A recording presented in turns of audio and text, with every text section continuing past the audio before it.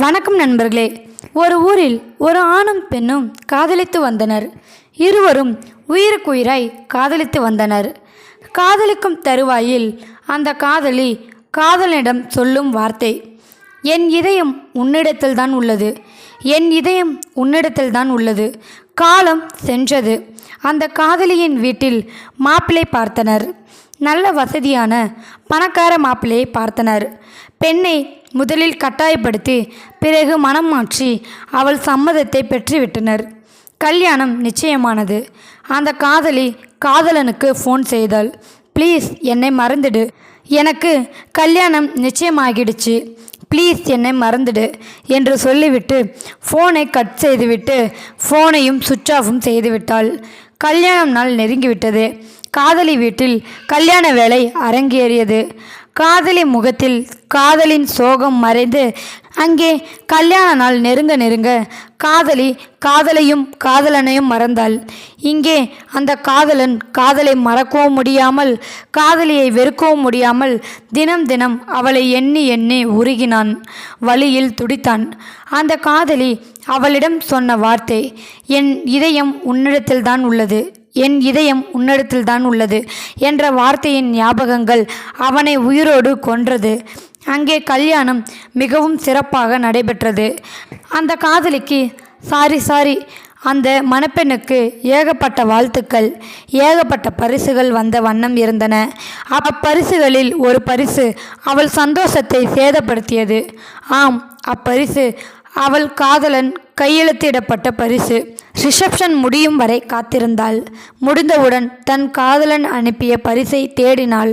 தேடி கண்ட பரிசை எடுத்துக்கொண்டு தன் மணமகள் அறை சென்றாள். தன் காதலன் அனுப்பிய பரிசு பொருளை பிரிக்காமலே அதற்கு முத்தம் கொடுத்தாள். அவள் மனம் அவனை நினைத்து அவள் கண்கள் கண்ணீரில் மூழ்கியது. பழைய நினைவுகள் அவளை கொன்றது. விடிய விடிய அழுதாள். அவள் அழுகையை கண்டு நிலவும் கரைந்தது, சூரியன் உதித்தது, விடியலும் பிறந்தது. இனி அழுது பயனில்லை, அவனும் மனம் மாறி திருமணம் செய்து கொள்வான் என்று நினைத்து அந்த காதலன் அனுப்பிய பரிசை பிரிக்க போனாள். எண்ணம் மாறியது. பிரித்தால் அவன் நினைவுகள் என்னை கொன்றுவிடும். ஆகையால் அப்பரிசினை பிரிக்கவில்லை. அதை அப்படியே பத்திரப்படுத்தினாள். கல்யாணம் முடிந்தது. காலங்களும் உருண்டோடியது. ஆனால் அவளால் தன் கணவனை காதலிக்க முடியவில்லை. அவள் கணவன் நல்லவனாக இருந்தும் தன் மனைவியின் இதயத்தை பெற முடியவில்லை. ஊருக்காக, தன் பெற்றோர்களுக்காக காதல் இல்லாமல் உடலுறவு கொண்டு குழந்தை பெற்றனர். தன் மகன் முகத்தில் தன் காதலன் முகத்தை கண்டாள். பல தடைகளை தாண்டி மகனுக்கு தன் காதலன் பெயர் சூட்டினாள். தன் மகன் மூலமாக மீண்டும் பழைய நினைவுகள் அவளை கொன்றன. கணவன் மனம் வெறுத்து வழிமாறினான். அவள் கணவன் என்னென்னவோ செய்தும் அவனால் அவன் மனைவி இதயத்தை பெற முடியவில்லை. விவாகரத்து ஆனது. அவளால் காதலனை மறக்க முடியவில்லை. அவள் கணவனால் பொய்யாக வாழ முடியவில்லை. விவாகரத்து வாங்கி கொண்டனர், பிரிந்தனர். இவள் தன் காதலனை எண்ணி உருகினாள். அவள் கணவன் இவளை எண்ணி வாடினான். வருடங்கள் ஓடியும் காலங்கள் கரைந்தும் வாலிபம் சென்று வயதாகியும் இவளால் காதலனை மறக்க முடியவில்லை. அவள் கணவனும் இவள் நினைப்பில் வாழ்ந்து வந்தான். மகன் பெரியவனானான். மகனுக்கு திருமணம் நிச்சயிக்கப்பட்டது. மகனின் திருமண நாள் நெருங்கியது. இவளின் திருமண நாளில் இருந்த சந்தோஷம் சிறிதளவு கூட தன் மகன் கல்யாணத்தில் இல்லை. காரணம், பத்திரிகையிலும் ஆங்காங்கே போஸ்டர்லையும் பேனர்லையும் மணமகன் பெயரில் தன் காதலன் பெயரை கண்டதும் தன் காதலனுக்கே கல்யாணம் நடப்பது போல் கவலையில் மூழ்கினாள். ஏதோ இனம் புரியா வலி, ஏதோ இனம் புரியா வலி அவளை கொன்று தின்றது. மகனின் ரிசப்ஷன் கோலாகலமாக நடந்தது. ஒரே மகன், கல்யாணம் என்பதால் கல்யாணத்தை ஆடம்பரமாக செய்தான். உணவு, விருந்து, கச்சேரி என எல்லாமே சிறப்பாக நடந்தது.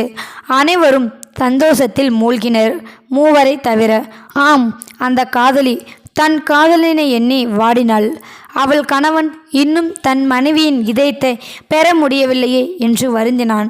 தன் தாய் தந்தைக்கு என்னதான் பிரச்சனை, நம் கல்யாணத்தில் கூட அவர்களால் சந்தோஷமாக இருக்க முடியலையே என்று காதலன் பெயர் கொண்ட மகன் கண் கலங்கினான். தன் மகன் ரிசப்ஷனுக்கு வந்த பரிசு பொருட்கள் அவளின் பழைய நினைவுகளை தூண்டியது. தன் காதலன் தன் கல்யாணத்திற்கு அனுப்பிய பரிசு நினைவுக்கு வந்தது. அப்பரிசினை காண இதயம் துடித்தது, கண்கள் ஏங்கியது. யார் சொல்லும் கேளாமல், யாரையும் பாராமல் பரிசினை தேடி கால்கள் நகர்ந்தது.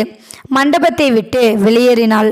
அந்த இரவில் அவளுக்கு துணையாக அவள் கண்ணீரும் காதலன் நினைவுகள் மட்டுமே துணைக்கு வந்தது. தன் மனைவி கண்ணீருடன் இந்த ராத்திரியில் செல்வதைக் கண்டு அவன் கணவனும் அவளை பின்தொடர்ந்தான்.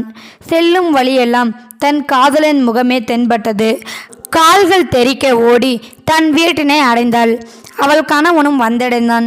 அழுது அழுது சிவந்த கண்களுடன் தன் காதலன் தன் கல்யாணத்திற்கு அனுப்பிய பரிசினை தேடினாள். பொக்கிஷம் போல் பத்திரப்படுத்திய பரிசினை கண்டு காதலனையே மீண்டும் கண்டதை போல் இன்பத்தில் திகைத்தாள். 1000 முத்தங்களுடன் அப்பரிசினை கட்டி தழுவி ஆனந்த கண்ணீரில் அதை நனைத்தாள். அவள் கணவனோ தன் மனைவி செய்வதை கண்டு வியந்தான். காதலி பரிசினை பிரிக்க போனாள். ஏதோ தடுத்தது. தன் அறை நாடினாள். தன் ரிசப்ஷன் புடவை சூடினாள். இந்த பரிசினை எந்த கோலத்தில் தன் காதலன் என்னை காண வேண்டும் என்று நினைத்தானோ அதே கோலத்தில் அப்பரிசினை காண முற்பட்டாள். அப்பரிசினை தன் அன்பு காதலன் அனுப்பிய பரிசினை பிரிக்கும் ஒவ்வொரு நொடியும் தன் வாழ்வினை ஒவ்வொன்றாக மறந்தாள். தான் இன்னொருவர் மனைவி, தனக்கு ஒரு மகன் இருக்கிறான், அவனுக்கு இன்று திருமணம் என்று தான் வாலிபம் ஓடி தான் இன்று ஒரு வயதான ஒரு தாய் இன்னொருவன் மனைவி என்பதை மறந்தாள். இப்பொழுது அவள் கண்களுக்கு தன் காதலன் மட்டுமே தெரிந்தான். அவள் கண்ணில் காதல் பெருகியது. வாலிபம் திரும்பி வானில் பறப்பதை உணர்ந்தாள். பரிசினை பிரித்தாள். ஆ என்று கத்தினாள். அப்பரிசனுடன் ஒரு பேப்பர் இருப்பதை எடுத்து படித்தாள். அதிர்ந்தாள், வீழ்ந்தாள். அவள் கணவன் அவளை ஓடி வந்து தாங்கி பிடித்தான். அந்த காதலி அவன் கணவன் மடியில் அவள் காதலன் பெயரை சொல்லிக்கொண்டே மடிந்தாள். இறக்கும் தருவாயில் அந்த பரிசினை கணவனிடம் கொடுத்து மன்னிச்சிடுங்க என்று சொல்லி தன் கணவன் மடியில் தன் காதலன் பெயரை சொல்லிக்கொண்டே இறந்தாள். தன் மனைவியின் உயிரை பறித்த அப்பரிசினை அக்கணவன் கோபத்துடன் கண்டான். கண்டதும் அதிர்ந்தான். ஒரு குடுவையில் இரத்த கரையுடன் அழுகிய நிலையில் ஓர் இதயம், அத்துடன் ஒரு கடிதம். அன்புள்ள காதலியே, நீ என்னை காதலிக்கும் பொழுதெல்லாம் என்னிடம் கூறிய வார்த்தை, அன்பே, என் இதயம் உன்னிடத்தில்தான் உள்ளது, என் இதயம் உன்னிடத்தில்தான் உள்ளது. அது உண்மை அன்பே, உன் இதயம் என்னிடத்தில்தான் உள்ளது. உன் இதயத்தை என்னிடம் கொடுத்துவிட்டு கல்யாணத்திற்கு பிறகு உன் கணவனுக்கு எதை கொடுப்பாய்? ஆகையால் உன் இதயத்தை உனக்கே திருப்பி அனுப்புகிறேன். இப்படிக்கு நீ இல்லா உலகில் வாழ இயலா ஜீவன். இந்த வீடியோவில் கருத்து உங்களுக்கு கண்டிப்பாக பிடிச்சுன்னு நினைக்கிறேன். பிடிச்சிருந்தா லைக் பண்ணுங்கள், ஷேர் பண்ணுங்கள், கமெண்ட் பண்ணுங்கள், மறக்காமல் சப்ஸ்கிரைப் பண்ணுங்கள். தேங்க்யூ ஃபார் வாட்சிங்.